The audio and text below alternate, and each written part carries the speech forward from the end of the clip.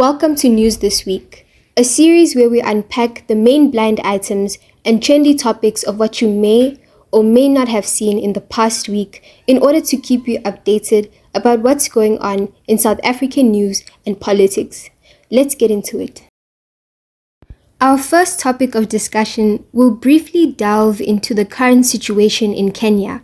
We'll explore why Kenya has become a focal point of attention this week and discuss why this typically stable country is getting widespread attention due to ongoing strikes.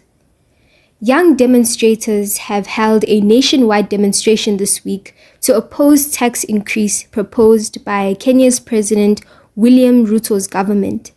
The demonstration was organized on social media and led largely by Gen Z Kenyans, which is the age group between 18 and 35.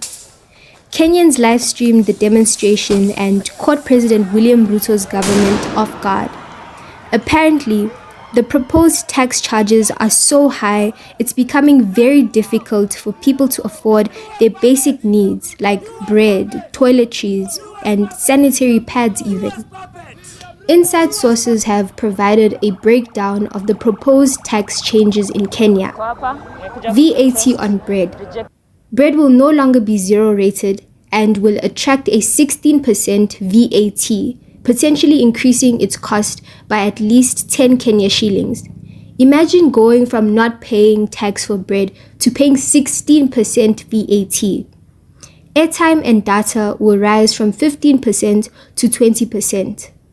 Alcoholic beverages, excise duties will be recalculated based on alcohol content, which means that it will no longer be calculated on a fixed rate, but rather on how much alcohol each type of drink contains. This means that alcohol will be taxed more than it was before. Motor vehicle circulation tax.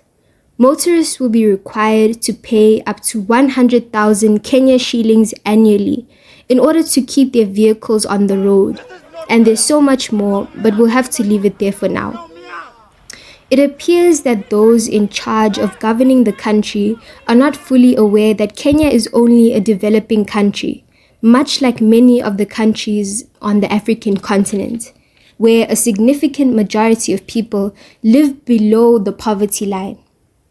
So you want to know why young people, aka Kenya's Gen Zs, have been demonstrating? Well, it's because of the high cost of living.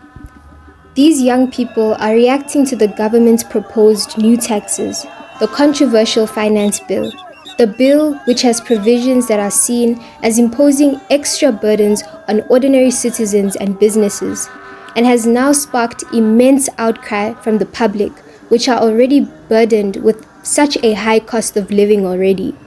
They're demonstrating for a complete abolishment of the finance bill, and social media has actually worked as a buzz with calls for protests and arguing legislators to reject the proposed tax hike.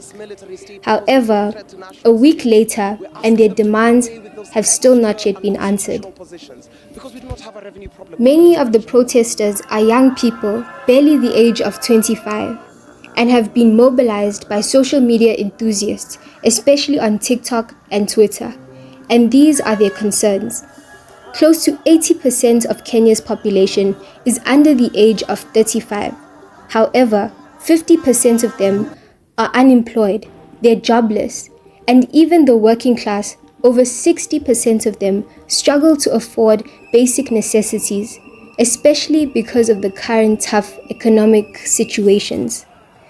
Now the youth is saying, find ways of widening the tax base and resist from imposing new taxes to already financially constrained taxpayers. They are also saying Ruto must go, the president of Kenya. This is because he has failed to effectively manage the fiscal landscape of the once thriving economy. According to inside sources, over 15 prominent social media users have been abducted. Kenya's City Hall has been put on fire. Their parliament has been stormed, and some of their other parastatals have also been put on fire. Now Kenyans all over the world have joined the #RejectFinance Bill of 2024 protest. Now that we've gotten a glimpse of Kenya's politics, let's shift gears and return to what's been trending in South African news and politics. Just yesterday, a shocking report had been released that the ANC and DA coalition agreement has collapsed. Shocking news, isn't it? But before we get into that article, let's just recap on the GNU. The ANC and DA decided that they would create a ruling government of national unity. That's because the ANC earned only a 40.18% of the votes, while the DA got 21.81% of the votes, and together they create 60% and have a majority holding.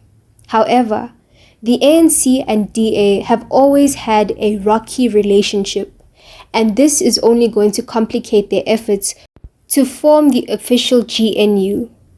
Almost 3 weeks now, and the public has been waiting for a clear response about the ANC-DA coalition, but still we've heard nothing. Newspaper articles have gone a great length to keep us informed and updated about the government of national unity, with some reporting that it's collapsed, while others still saying that there's some hope for the ANC-DA coalition. According to this newspaper article, highly placed sources within the ANC have confirmed that the deal is all but over following a series of disagreements and public spats between the two parties. According to President Cyril Ramaphosa, in a letter that he wrote to the DA leader, John Steenhuisen, he has accused the DA of being a chameleon in the government of national unity negotiations and jeopardizing the formation of a unified government. This comes amid reports that the Department of Trade and Industry portfolio is a source of tension in the ongoing negotiations between the DA and the ANC. Helen Zille, the DA federal chairperson, wrote a letter to the ANC Secretary General Fikile Mbalula, informing him that her party deserved a score of ministerial positions in the GNU. Initially, the DA demanded 12 ministerial positions, including that of the deputy president. However, after ironing out matters, the ANC resolved to give the DA 6 ministerial portfolios. The portfolios offered included Home Affairs, Basic Education, Trade, Industry and Competition, Public Works and Infrastructure, Communications and Digital Technologies, and Forestry, Fisheries, and the Environment. However, Steenhuisen wrote to Ramaphosa stating that 6 posts were insufficient. He requested 2 additional portfolios, making 8 in total. In addition to the 6 existing cabinet portfolios, Steenhuisen suggested that the portfolios of sports, arts and culture, agriculture, rural development and land reform or public service and administration be allocated to them. In a final letter to Steenhuisen, Ramaphosa accused the DA of shifting the goalposts with their constantly changing demands. So what's the next step for the ANC? They still need the majority vote. So where will they turn to next if they cut ties with the DA? Definitely not MK Party, because Jacob Zuma and his team could definitely not. Now that we've turned our heads to the MK Party and we've brought it up for discussions, let's see what they've been up to this week. Earlier this week, the MK Party had a march outside the Pietermaritzburg High Court in KZN.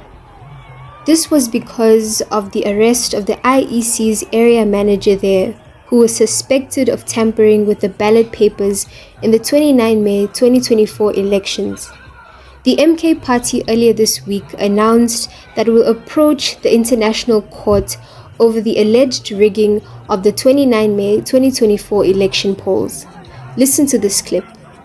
to the leader of the MK in the Moses Mabhida region, Reggie, briefly about the purpose of this march to the courts.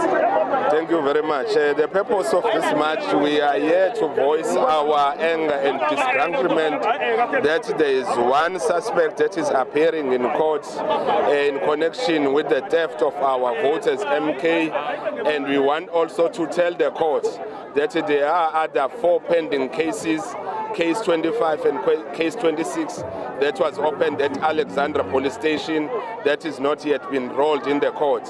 And there is another one at Ward 24 that is not even appearing anywhere. We want to state categorically that as Moses Mabhida region of MK, we are not satisfied by the result that was announced by the IEC, particularly for our region, since we find some of our votes in the dumping site of Umsunduzi municipality.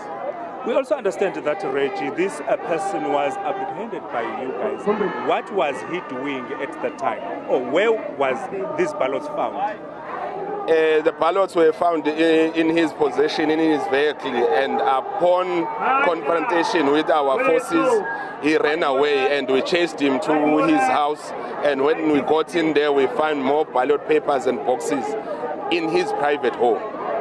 So the purpose of this march, because it's going to court today, is it a voice of the MK to say that you don't guys want him to be released on bail?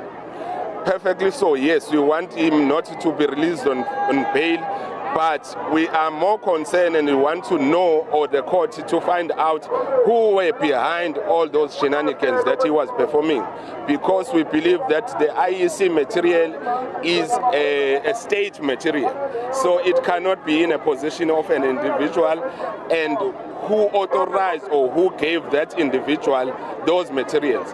And we know the magnitude of IEC materials, that it's about deciding who will govern the state. So anyone who is barring that process to happen smoothly is performing an act of treason. So we want the court also to charge this suspect for the charges of treason. Thank you very much for your time. Thank you.